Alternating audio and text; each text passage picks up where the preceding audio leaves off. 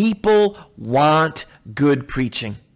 They desperately want good preaching. As a matter of fact, you ask folks, they say their chaplain, their pastor, they want that chaplain or pastor to be a good preacher, a good teacher, the ability to communicate well and effectively. My church that we're going to right now needs a pastor, and they're starting a pastoral search. And I've done an informal survey with just some of the folks that I talked to there. And unanimously, the number one thing they say, what do they want to see in their pastor? They want that pastor to be a good teacher, a good preacher. And my observation is that they're not getting it. My observation is that people are so often being let down because the teaching and preaching that they're getting from the pulpit, whether it be an army chapel or a local church, is not that good, to be brutally honest with you. The preaching is not good. Communication is not taking place. I can remember when I first joined the Army. I was 42 years old. I was older than the average chaplain, already older than the average soldier. And I was wondering if this 42-year-old guy with no previous Army experience was going to be able to make it in the Army and in the chaplain corps. And it was just a couple of weeks as I listened to kind of Army chaplains preach and just hear the sermons that they preach. I was like, you know what? I think I'm going to be fine. Because quite honestly, it was not that good. The bottom line is this. If you're preaching and no one is listening, then communication is not taking place. And the question is, how can we ensure that communication takes place when we stand behind the pulpit in our army, military, chapels, local churches to make sure that the congregation, that the audience is getting what they're so desperate for? And that is something relevant and understandable to take home and apply to their lives. And so what I want to share with you right now is a tool that has helped me and I think can help you deliver good to great preaching. And that is the Aristotle's rhetorical triangle. We're going way back in history to the Greek philosopher Aristotle, who put together these three crucial elements of persuasion. You want to have a good sermon, you need to have these three things. And he said those three elements of persuasion, number one were ethos, and that is the appeal to ethics or character. He said the second thing is pathos, and that is the appeal to the heart or emotion. And the third thing is logos, and that is appeal to logic or reason. So let's just talk a little bit about those, and then I'm going to link that up to preaching. But when Aristotle talked about ethos, the appeal to character, the appeal to ethics, he was talking about the speaker and the speaker's credibility and the speaker's reputation, and the important questions that we need to consider and that you need to consider as a chaplain, as a preacher, is, does the audience trust you? Does the audience like you? Does the audience think that you know what you're talking about? Do you have credibility? Does the audience think that you genuinely, sincerely care about them? We're not talking about the message here. We're talking about the speaker. And there are threats to ethos that can destroy communication. If you're a jerk, if you're just not a good person, the audience is going to see through your message. If you are unprepared, then the audience is going to see that you're not an authority, or maybe they're going to believe that you don't care. And so if you come in and you haven't practiced and you haven't prepared, and your delivery, which we'll talk about a little bit, is poor, then that's going to affect your credibility. And they're just not going to want to believe what you have to say. Maybe if they think that you don't really believe what you're saying. Or if and I've heard it said before, for leaders, for preachers, for pastors, for chaplains, our audio needs to match our video. We need to walk with integrity. And if that's not lining up, it's going to affect our ethos. And that is a crucial element of persuasion, where we talk about the appeal of character or the appeal of ethics. That's the first spot in the triangle. The second spot, or the second mode of persuasion that Aristotle talks about, is logos.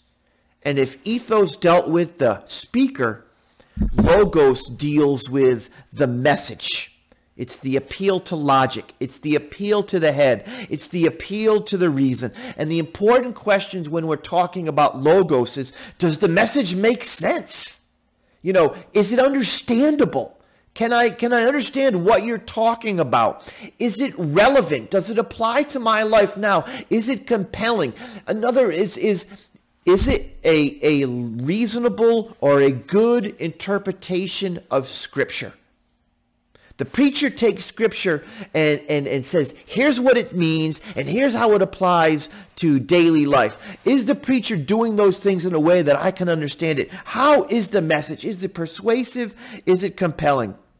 You know, a threat to logos is the fact that if you don't have anything to say, you know, if maybe you haven't studied enough, or maybe you don't know how to interpret Scripture. If you don't have anything to say, then you're not going to have a message. You will not have logos. You will not have anything to appeal to somebody's reason or their logic. You know, if you don't understand the passage, how can you expect to teach it so somebody else will? So this will affect your ethos, your credibility. They won't see you as an authority on the subject matter. Or another threat to logos is if you say too much, you deliver too many messages at the same time that it's just impossible to comprehend or receive them all. And this is, I think, one of the great challenges of young and inexperienced preachers. They just feel like they have to preach the entire Bible, the entire gospel. They have to start from Adam and end in Revelation. And that can be a challenge or a threat to a reasonable and logical appeal to the head of somebody, the logos of persuasion. So you have your ethos, which is the speaker, and then you have the logos, which is the message. The third element that Aristotle brings up is the pathos, and this is the appeal to the heart. This is the appeal to emotion. To me, and this is kind of how I'm interpreting Aristotle's use of pathos, it's about the delivery of the message. You know, it's the bridge between the speaker and the listener. And it's the bridge that the message goes across so that the speaker can communicate to the listener and that the message is delivered. And so the important questions to consider is can I connect with my audience? You know, or does my delivery help or hinder the message being communicated? You ask yourself, can the audience is it easy for them to listen to you, or is it difficult for them? And there are threats to pathos. You know, a threat could be monotone, being monotone and just talking like this throughout the whole message. After a while, it's going to take more effort for them just to understand you than it is to kind of absorb your message.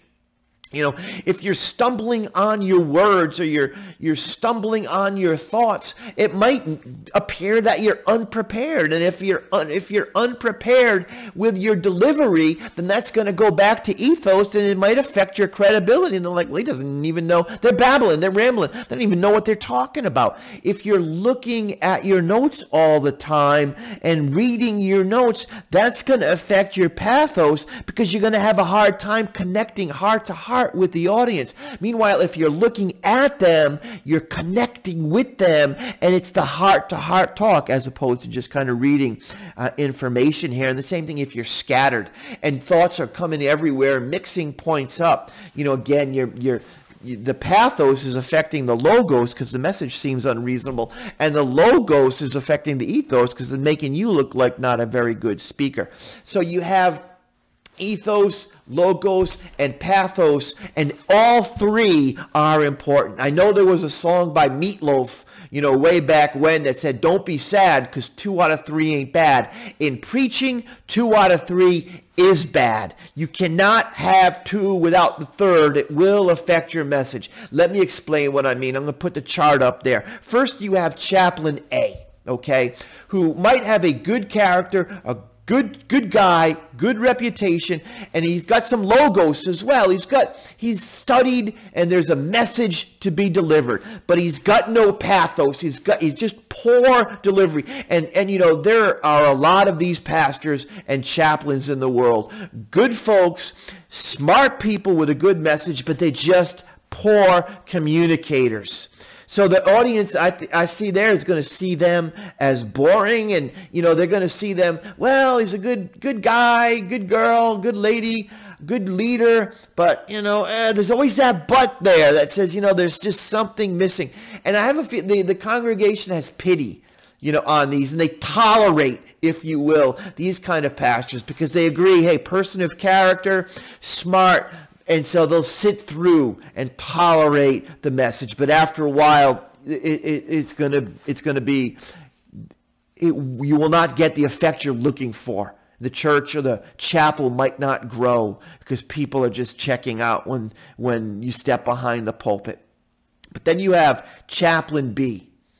This chaplain has ethos, has character, good reputation, and has pathos. Has got excitement or energy and is able to connect the audience, but they have no logos. They've got nothing to say. And I've sat in chapels like that or churches like that where it's like, initially it's like, wow, this is going to be interesting. This speaker's engaging, entertaining, might be funny, crack a good joke. But after a while, like, man, nothing is being delivered here. There's no message here. It's just hot air. And eventually people turn out and, that you might be tolerated, but there's a sense of dismissiveness, not taking the pastor or the chaplain seriously because it's like, and I hate to use this stereotype, but they're coming across as a youth pastor, with so much energy and so much vibrancy and so much urgency. This is so important. But if you break it down, they're not really saying anything. And so after a while, the congregation kind of figures this out. And, it's like, okay, we're going to get a lot of pumped up hot air energy here, but we're not going to walk away with anything. And then you have Chaplain C.